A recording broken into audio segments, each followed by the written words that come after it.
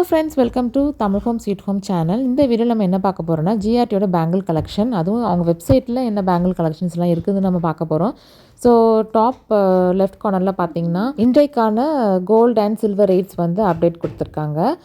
தென் இப்போ நம்ம bangle collections பார்த்துடலாம். ஸோ இதில் மொத்தம் டோட்டலாக 23 கலெக்ஷன்ஸ் தான் வந்து வெப்சைட்டில் அவைலபிளாக இருக்குது.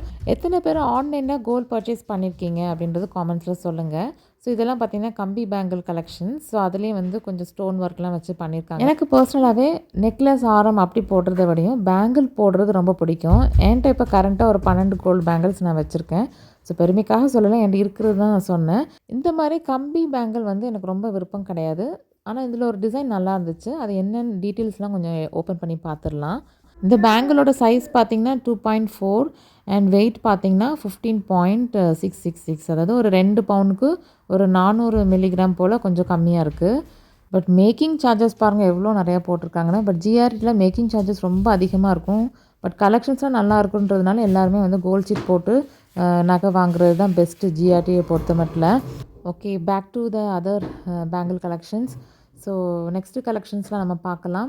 ஸோ இதில் வந்து பார்த்திங்கன்னா மொத்தமே 23 கலெக்ஷன்ஸ் தான், பேங்கிள் கலெக்ஷன்ஸ் தான் வச்சுருக்காங்க, ரொம்ப இல்லை. ஸோ இதுலேயுமே எனக்கு பிடிச்சிருந்த ஒரு பேங்கிள் கலெக்ஷன் நான் சொல்கிறேன். கம்பி பேங்கிளை தவிர்த்து இந்த மாதிரி கொஞ்சம் ப்ராடாக இருக்கிற பேங்கிள் வந்து எனக்கு ரொம்ப பிடிக்கும். ஸோ யூஸ்வலாக என்கிட்ட இருக்க எல்லா கலெக்ஷன்ஸுமே இந்த மாதிரி தான் இருக்குது. ஒரு 2-3 சில பேங்கிள்ஸ் தான் வந்து பார்த்திங்கன்னா 1 பவுனுக்கு ஒரு 4 பேங்கிள் வச்சுருக்கேன். ஸோ அது வந்து கொஞ்சம் அதோட மீடியம் சைஸில் தான் இருக்கும். ஸோ இந்த பேங்கிள் செலக்ட் பண்ணி நான் பார்த்துடலாம்.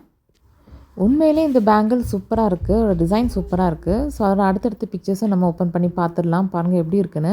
ஸோ இதுலேயே வந்து டியூவல் டிசைன் இருக்குது. ஒரே பேங்கில் 2 விதமான டிசைன். ஸோ அதை டிஃப்ரென்ஷியேட் பண்ணுறதுக்கு சென்டரில் வந்து 2 ஸ்டோன் ஒர்க் வச்சு பண்ணியிருக்காங்க.